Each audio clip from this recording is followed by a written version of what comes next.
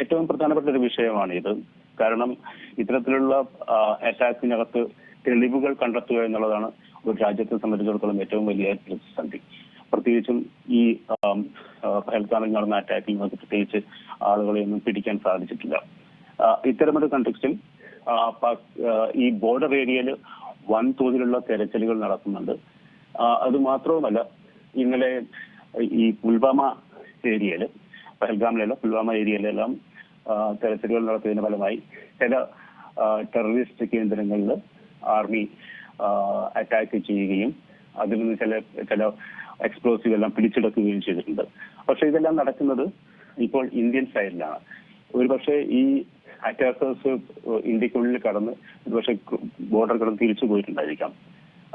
അത്തരമൊരു സന്ദർഭത്തിൽ അവരെ പിടിക്കുക എന്നുള്ളത് അല്പം ബുദ്ധിമുട്ടുള്ള കാര്യമാണ്. ഇതിൽ നേരത്തെ സൂചിപ്പിച്ചത് ഇന്റർനാഷണൽ കമ്മ്യൂണിറ്റിയുമായി കൺവിൻസ് ചെയ്യിക്കണമെങ്കിൽ you need to have a proper evidence. ഇത് തന്നെയാണ് പാകിസ്ഥാൻ പറയുന്നത്. ഞങ്ങളല്ല ഇത് ചെയ്തത്, അങ്ങനെ ഞങ്ങളാണെന്ന് തെളിവ് ഇന്ത്യക്ക് കയ്യിലുണ്ടെങ്കിൽ ഇത് തരൂ എന്നുള്ളതാണ് പാകിസ്ഥാന്റെ ഒരു നിലപാട്. അപ്പം ഇത് തന്നെയായിരുന്നു പാകിസ്ഥാന്റെ നിലപാട് മുൻകാലത്തും. ഫോർ എക്സാമ്പിൾ, നമ്മൾ ബോംബെ അറ്റാക്കിന്റെ സമയത്ത് കസാബിനെ പിടിച്ചത് കൊണ്ട് മാത്രമാണ് ഇന്ത്യക്ക് ഒരു ക്രെഡിബിൾ ആയിട്ടുള്ള തെളിവ് ഇന്റർനാഷണൽ കമ്മ്യൂണിറ്റിക്ക് മുമ്പും പാകിസ്ഥാന് മുമ്പും വയ്ക്കാൻ സാധിച്ചത്. അപ്പം ഇപ്പം നടക്കുന്ന സെർച്ച് ഓപ്പറേഷൻസിൽ ഇത്തരത്തിലുള്ള തെളിവുകൾ ശേഖരിക്കാനാവും എന്നുള്ളതാണ് ഇന്ത്യയുടെ പ്രതീക്ഷ. അത് മാത്രവുമല്ല, ഇപ്പൊ വൻതോതിലുള്ള ഇരു വശത്തു നിന്നും ഫയറിങ്ങുകൾ നടക്കുന്നുണ്ട് ആ മേഖലയിൽ. ആ മേഖല മൊത്തം വളരെ വളരെ ഒരു ഡീസ്റ്റെബിലൈസ് ആയി നിൽക്കുന്ന സ്ഥിതിവിശേഷമാണ് നമുക്ക് കാണാൻ സാധിക്കുന്നത്. അതുപോലെ ശ്രീ പി എം നാരായണൻ, നയതന്ത്രപരമായിട്ട് അതായത് ഇപ്പോൾ കരാറുകൾ റദ്ദാക്കുന്നു, അതിർത്തി അടയ്ക്കുന്നു, വിസ നൽകുന്നില്ല, പാകിസ്ഥാനിൽ നിന്നുള്ള ആളുകൾ ഇവിടെ ഉണ്ടെങ്കിൽ തിരിച്ചു പോകണമെന്ന് പറയുന്നു. ഇതൊക്കെ എത്രത്തോളം പാകിസ്ഥാനെ സമ്മർദ്ദത്തിലാക്കും? ഇതിൽ ഏറ്റവും സമ്മർദ്ദത്തിലാക്കാനുള്ള സാധ്യതയുള്ള ഒരു നിലപാടെന്ന് പറയുന്നത് സിന്ധു നദീജല കരാറിനെ സസ്പെൻഡ് ചെയ്തതാണ്. ഇത് റദ്ദാക്കിയിട്ടില്ല, സസ്പെൻഡ് ചെയ്തിട്ടേ ഉള്ളൂ.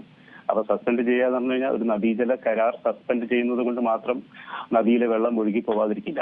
അപ്പൊ അതിന് ഒരുപാട് വേറെ മൊഡാലിറ്റീസിന്റെ ആവശ്യമുണ്ട്, ഇൻഫ്രാസ്ട്രക്ചറിന്റെ ആവശ്യമുണ്ട്. അപ്പം അത് നടപ്പിലാവുകയാണെങ്കിൽ പാകിസ്ഥാനെ സംബന്ധിച്ചിടത്തോളം അതൊരു വലിയ തിരിച്ചടിയാവും. ബാക്കി കാര്യങ്ങൾ, ഇപ്പം ഈ എംബസിയിൽ ഉദ്യോഗസ്ഥരെ മാറ്റുകയും അതേപോലെ അട്ടാര ബോർഡർ അടയ്ക്കുകയൊക്കെ ചെയ്യുന്നത് ഇതിനു മുമ്പ് നമ്മൾ ഒരുപാട് പ്രാവശ്യം കണ്ടിട്ടുള്ളതാണ്. അത് ഇത്തരത്തിലുള്ള അറ്റാക്കുകൾ ഉണ്ടായപ്പോൾ, പാർലമെന്റ് അറ്റാക്ക് ഉണ്ടായപ്പോഴും, മുംബൈ അറ്റാക്ക് ഉണ്ടായപ്പോഴും, ഈവൻ പുൽവാമയുടെ സമയത്ത് പോലും ഈ തരത്തിലുള്ള നീക്കങ്ങൾ ഇന്ത്യയുടെ ഭാഗത്തു നിന്നുണ്ടായിട്ടുണ്ട്. പിന്നീട് അത് ക്രമേണ പിൻവലിക്കുകയും ഒരു നോർമൽസിയിലേക്ക് കാര്യങ്ങൾ വരികയും ചെയ്തിട്ടുണ്ട്. പക്ഷെ ഈ സിന്ധു നദീജലം തടഞ്ഞു വെക്കുകയാണെങ്കിൽ അത് പാകിസ്ഥാനെ സംബന്ധിച്ചിടത്തോളം വലിയൊരു ഒരു പ്രതിസന്ധി സൃഷ്ടിക്കും. കാരണം പഞ്ചാബിലും ഈ സിന്ധ് മേഖലയിലെ മൊത്തം വെള്ളത്തിന്റെ ലഭ്യത ഈ നദിയിലെ വെള്ളവുമായി ചേർത്ത് കിടക്കുന്നതാണ്. പക്ഷെ നേരത്തെ ഞാൻ ആദ്യം സൂചിപ്പിച്ചതുപോലെ ഒരു കരാറ് കൊണ്ട് അല്ലെങ്കിൽ ഒരു സസ്പെൻഷൻ കൊണ്ട് നമുക്ക് വെള്ളത്തെ തടഞ്ഞു നിർത്താൻ പറ്റില്ല. അതിന് ഇൻഫ്രാസ്ട്രക്ചറുകൾ നിർമ്മിക്കേണ്ടതായിട്ടുണ്ട്. അത്തരത്തിലുള്ള ഒരു ലെവലിലേക്ക് കാര്യങ്ങൾ പോവുകയാണെങ്കിൽ അത് പാകിസ്ഥാനെ സംബന്ധിച്ചിടത്തോളം ലോങ് ടേമിൽ അത് പ്രതിസന്ധി സൃഷ്ടിക്കാനുള്ള സാധ്യതയുണ്ട്. എങ്ങനെയായിരിക്കും ഒരു പക്ഷേ പാകിസ്ഥാന്റെ ഭാഗത്തു നിന്നുള്ളൊരു പ്രതികരണങ്ങളൊക്കെ ഉണ്ടാകാൻ പോവുക? അല്ലെങ്കിൽ ഇപ്പോൾ ഇങ്ങനെ ഒരു കരാർ സസ്പെൻഡ് ചെയ്യുന്നു, അതേപോലെ തന്നെ മറ്റ് നടപടികളിലേക്ക്, ശക്തമായ നടപടിയിലേക്ക് തന്നെയാണ് ഇന്ത്യ കടന്നിരിക്കുന്നത്. അപ്പോൾ എങ്ങനെയായിരിക്കാം പാകിസ്ഥാൻ ഇതിനെയൊക്കെ പ്രതിരോധിക്കുക? പാകിസ്ഥാന്റെ പ്രതിരോധം നമുക്ക് എല്ലാവർക്കും വളരെ പ്രെഡിക്റ്റീവാണ്. ഇപ്പം ഇന്റർനാഷണൽ ചാനലുകൾക്ക് പാകിസ്ഥാൻ ഇപ്പോൾ വിദേശകാര്യമന്ത്രി നൽകിയ അല്ലെങ്കിൽ ഡിഫൻസ് മന്ത്രി നൽകിയ അഭിമുഖങ്ങളിലൊക്കെ അത് വ്യക്തമായി പറഞ്ഞിട്ടുണ്ട്. ഒന്ന്, ഇന്ത്യക്ക് ഇങ്ങനെയാണെന്ന് പറഞ്ഞെങ്കിൽ ഇന്ത്യ അത് തെളിവുകൾ സഹിതം സാധിക്കാൻ പാകിസ്ഥാന് മുന്നിൽ കൊണ്ടുവരണമെന്നുള്ളതാണ് അവരുടെ പ്രധാന വാദം. രണ്ടാമത്തെ വാദം എന്താണെന്ന് വെച്ചാൽ ഇത്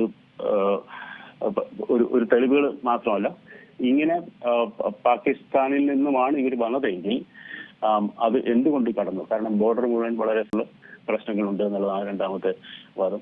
അപ്പൊ അല്ലെങ്കിൽ ഒരു റുട്ടീൻ പ്രതികരണമാണ് പാകിസ്ഥാന്റെ ഭാഗത്തു നിന്ന് നടക്കുന്നത്. പിന്നെ ഏറ്റവും പ്രധാനപ്പെട്ടമായിട്ടുള്ള ഒരു വാദം എന്ന് പറയുന്നത് ഇത് കാശ്മീരിനകത്തുള്ള ഫ്രീഡം ഫൈറ്റേഴ്സ് ആണ് ഇതെല്ലാം ചെയ്യുന്നത്. എല്ലാ കാലത്തും പാകിസ്ഥാൻ പറഞ്ഞതുകൊണ്ടതാണ് എല്ലാ തീവ്രവാദികളെയും പാകിസ്ഥാൻ വിളിക്കുന്ന പേരാണ് ഫ്രീഡം ഫൈറ്റേഴ്സ്. ഈ ഫ്രീഡം ഫൈറ്റേഴ്സ് പാകിസ്ഥാന്റെ കാശ്മീരിനെ മോചിപ്പിക്കാൻ വേണ്ടി ചെയ്യുന്ന അക്രമങ്ങളാണ് ഇത് എന്നുള്ളതാണ് പാകിസ്ഥാന്റെ പൊതുവെയുള്ള ഒരു നിലപാട്. ഏറ്റവും പുതിയ വാർത്തകളും വിശേഷങ്ങളും വിരൽ തുമ്പിലറിയാൻ സീ മലയാളം ന്യൂസ് എല്ലാ ഡിജിറ്റൽ പ്ലാറ്റ്ഫോമുകളിലും ലഭ്യം.